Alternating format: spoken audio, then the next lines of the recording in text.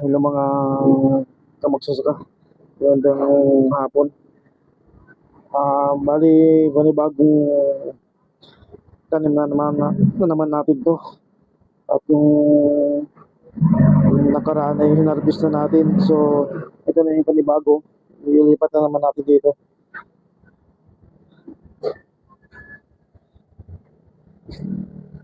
Ayan.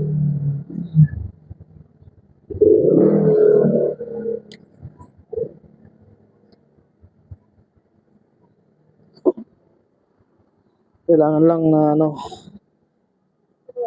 pag nag-transplant kayo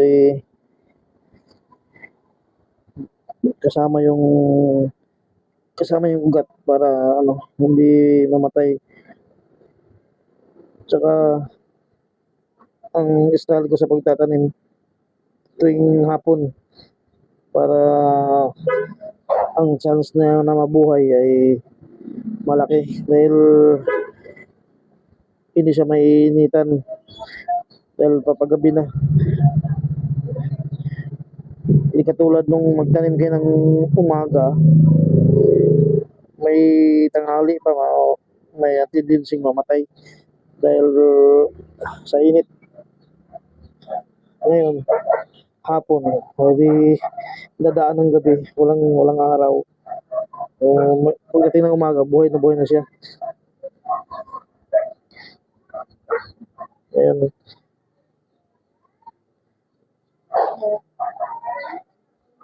Bali, binasa lang natin yung dati nating mga tanim doon sa ngayon. Binasa lang natin. Saka natin nilagyan ulit. Hindi na natin tinanggal yung mga lupa. Binungkal lang natin. Saka natin nilagyan ng tubig para lumambot.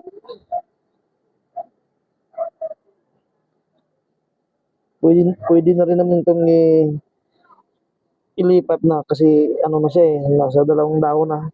Pwede na yan. 2 hanggang 3 dahon pwede na yan ilipat. Ito ngayon ay 2 dahon pa lang. So nilipat ko na. Kasi wala na akong time na maglipat pa. Ngayon lang.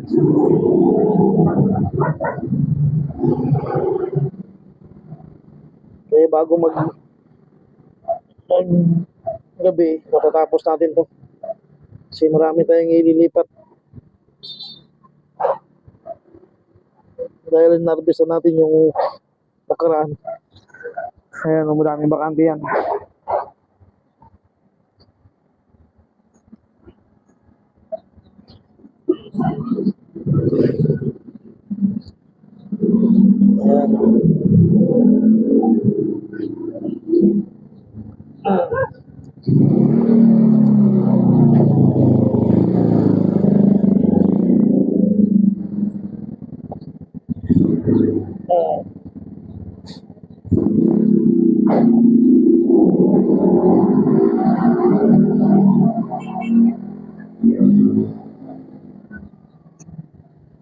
Sana hindi to mamatay kinabukasan kasi sobrang init ngayon. Kaya bala ko takpan muna to bukas ng tanghali para talaga mag-survive sila.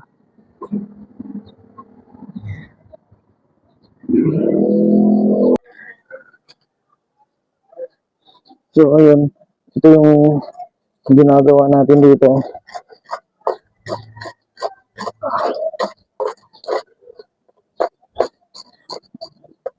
Dinudurog na natin yung lupa.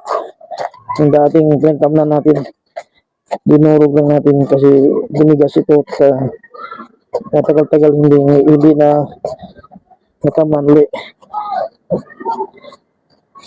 Ayan.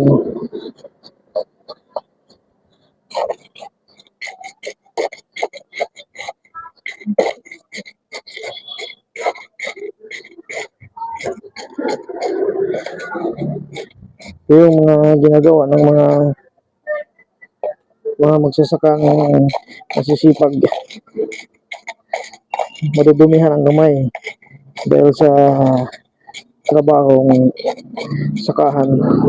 Ito naman, urban gardening ito. Kaya hindi masyadong madudumihan yung kamay at paa. Hindi katulad ng mga talagang nagsasaka, pati paa. Pa, tas kamay, dumi. Papapansin yung mga kuko, napakadumi. Tas, bilad sa araw. Kaya ito naman, urban gardening.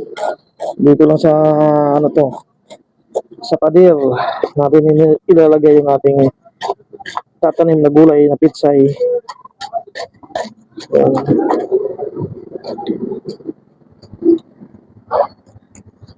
Yan.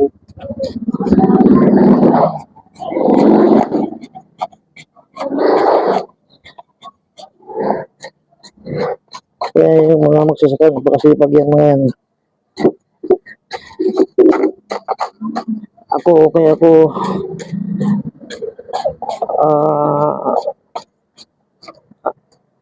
ang pangalan ng aking channel ay Anak Magsasaka TV dahil proud ako sa mga magsasaka kasi anak ako ng talagang napakasipag na magsasaka. Yung ating tatay na nasa heavy na, napakasipag noon.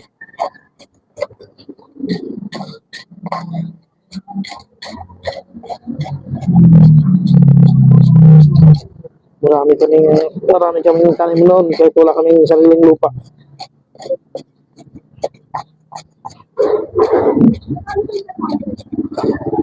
So nadurog-durog na natin.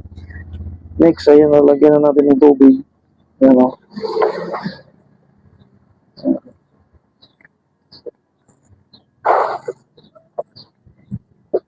Kailangan lang talaga ng tiyaga para tayo ay makapag-gulay ng libre. Kung napanood nyo yung aking pag-harvest ng nakaraan, ang lalaki ng pitsay na yun. Tapos, i-deliver pa natin yun sa Mirbel. Dahil may humingi ng ating tanim na gulay. Yan naman na ipinagbigyan natin dahil dati natin ka-opisina yun, nag-retire na. So, yan. So yun lang mga kamagsasaka. Mamaya magbibigay tayo ulit doon pagka natapos na. Yung iba na ikabit na natin doon yung may mga laman na. So, thank you po. Ayun na guys, tapos na natin, ginabit tayo. Ayan, meron na yan. Bukas lagyan natin ng takip yan pag tatanghali na kasi baka hindi makasurvive, mamatay sa init. Ayan, kompleto na yan at mayroon pang natira. Ayan, yung natira na yan, yan yung natin pagka na may namatay. Ayan, ayun.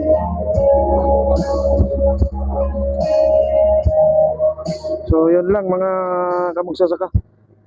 Maraming salamat ulit sa pagsubaybay sa aking mga munting video. Thank you very much.